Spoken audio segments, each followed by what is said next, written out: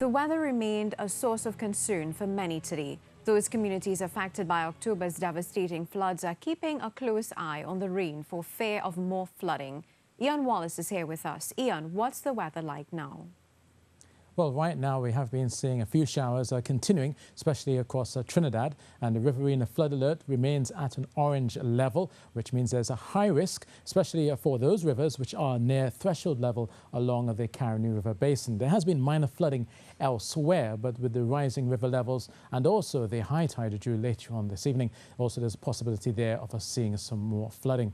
Now, for those areas which are particularly prone to flooding, you will notice that those areas around Sandy Grande, out towards Arima as well. You're talking about the Hocata area, down towards Shoguana. So we always talk about where those main rivers pass through onto the Cherrylene River basin, and eventually we reach the Gulf of Paria. Down towards Pinal as well, they have been seeing some showers and some flooding down that area, and obviously that's also an area which is highly prone to flooding.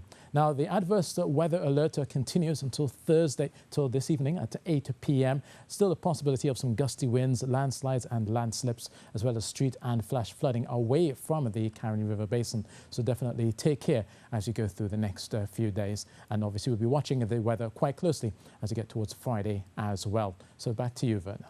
Thank you, Ian. Residents of South Trinidad were flooded out after a night of heavy rainfall. One San Francique resident said she is fearful that flood levels may rise and she will lose all her belongings. Cherrylene Lewis reports. Road shattered in Pinal after a night of persistent rainfall. Some residents awoke on Thursday morning and had to count their losses. This bar owner said she lost some goods and her bar was flooded out. Things like cigarettes and sea drinks and what was more on the lower ground. And she said every time it rains, they are faced with this problem. She blamed it on poor drainage. They didn't do a proper job in the box drain.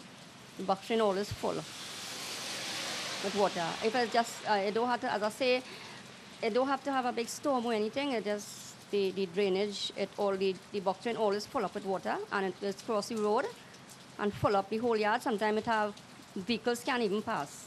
Another resident called for proper drainage in the area.